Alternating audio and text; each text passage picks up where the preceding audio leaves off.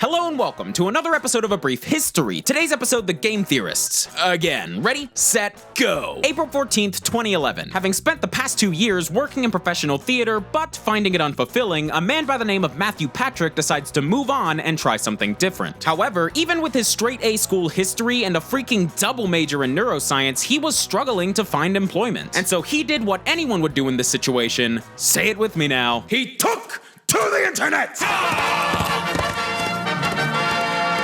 Well, more specifically, he took to YouTube, uploading a teaser video for a new web show he was working on called Game Theory. Inspired by extra credits, Game Theory aimed to mix education with gaming, two genres of YouTube content that were on the cusp of taking over the site at the time. And with a crappy editing software in hand and his girlfriend Stephanie helping out, Matt uploaded the first ever episode of Game Theory on April 18th, 2011. This video, which centered on the accuracy of Chrono Trigger's time travel, was featured on the front pages of both Screw Attack and GameTrailers.com, which was super exciting for Matt and gave him the drive to continue with this little game theory experiment. So he kept things up, and over the next year or so, MatPat's channel actually started to slowly gain some traction. Near the end of 2012, the Game Theorists channel had a modest following of just over 30,000 subscribers, and Matt had even introduced two new partner shows to the lineup, Gaijin Goomba's Game Exchange and Ronnie Ani Edwards' Digressing and Side Questing, both of which were shows in the same vein as Game Theory, but focused more on culture and game design respectively. And it was with this lineup that the Game Theorists channel really began to take off, hitting 100,000 subscribers by around March of 2013, only to jump all the way to 1 million by December of the same year after several episodes of Game Theory essentially went viral. But this was only the beginning for the Game Theorist brand. Not long after hitting the 1 million milestone, the channel introduced its third partner, Drake McWhorter, who ran both the crossover and Smash History shows on the channel. And on top of this, while the channel's popularity was on a pretty steady climb throughout 2014, there was a certain video uploaded near the tail end of that year that would quite literally change the course of the channel for the rest of its existence. And that video was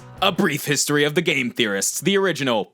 Not this one. This video was the introduction of the channel's newest flagship series, A Brief History with FootofaFerret, an instant fan favorite that absolutely no one hated or thought was annoying at all. Boo! Get off the stage! Who are you? Bring back MatPat! You look like a penis! Ugh. My adoring public. Oh, and also a few months later, Matt did some random theory about a game called Five Nights at Freddy's.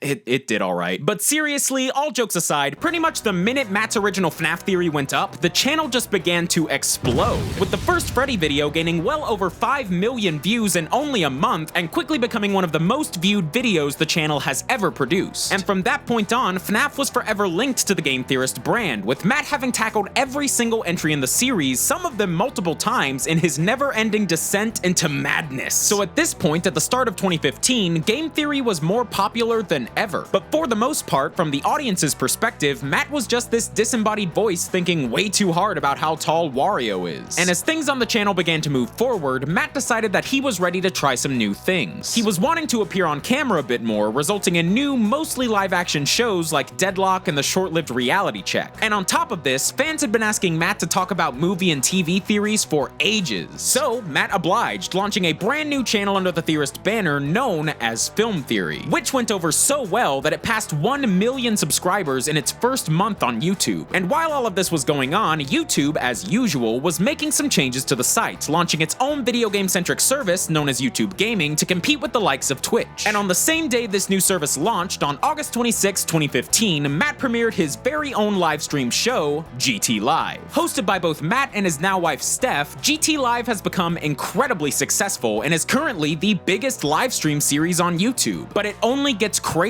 from there. Fast forwarding a bit to the start of 2016, and the Theorist channels were all still chugging along. Film Theory was already nearing 2 million subscribers, Game Theorist had launched a new retrospective show known as Breakdown, created and hosted by First, and Undertale happened, which I think we should probably not talk about. But in between all the theories, new shows, and live streams, there was still one question on every viewer's mind. What happened to Reality Check? Well, okay, that's probably an exaggeration, but it was kinda odd that Matt would only do 1 or 2 episodes of a new show that was actually netting good views. Well, come May 6, 2016, and MatPat answered this hard-pressing question with the announcement of the Game Theorist's biggest project to date, a premium YouTube Red original series known as Game Lab. Premiering on June 8, 2016, 2015, Game Lab was all about testing out various video game mechanics in real life. Things like Final Fantasy's Chocobo races, Metal Gear Solid Stealth, and even real-life Rocket League. And beyond each 22-minute episode, Game Lab also boasted unique 360 VR videos to help put the viewers into the experience, just like Matt and his co-stars were. Game Lab was a pretty big success, with its free trial episode currently standing as one of the channel's most viewed videos, and the series as a whole being one of the most well-reviewed shows on all of YouTube Red. And since then, things on the Game Theorists channel have just been continuing to grow. Game Theory is coming up on 200 episodes, new shows have been premiering like Global Gamer and Austin Horrigan's The Science, and through it all, the Game Theorists channel has reached well over 8.5 million subscribers. And it doesn't even stop there, because pretty much everyone involved with the Game Theorists takes on several jobs both on and off the channel. Ronnie edits for both Game Theory and The Science, Austin helps write for Game Theory, Gaijin Goomba has a personal channel where he talks about video games and anime, First edits for the Theory videos and makes video essays of his own for the channel Arcadia, and Matt and Steph do consulting work for several YouTube channels as well as companies like LEGO, helping them learn how to grow online. And then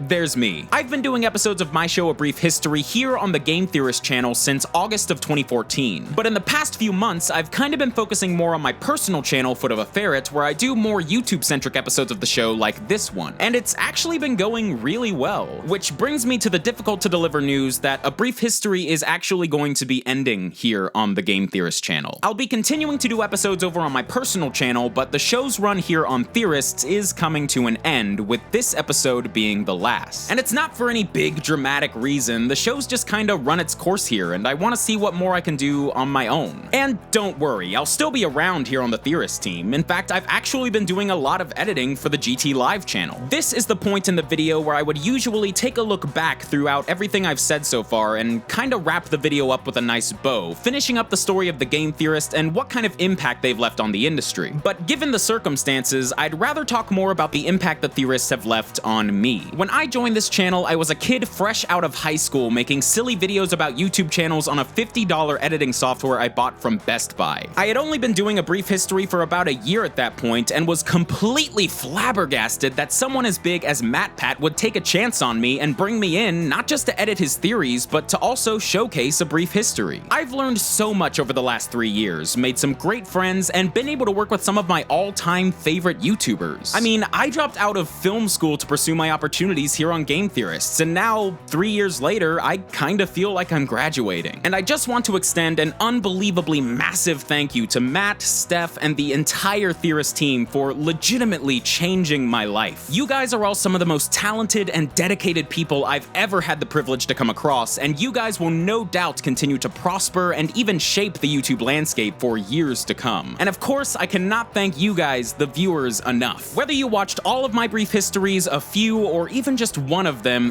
thank you. I'm sorry I yelled so much back in the day. And the Bubsy video was a joke. The Game Theorist is one of the coolest channels here on YouTube for all sorts of reasons, and I feel so lucky to have been even just a small part of their not exactly brief history. So thank you. And if you want to keep up with me and what I'm doing next, you can head over to my channel, FootofaFerret, where there's another new episode of A Brief History out all about a fellow FNAF gamer, Markiplier. I'd really appreciate you guys checking it out if you want, and until next time, thanks for watching, guys, and DFTBA.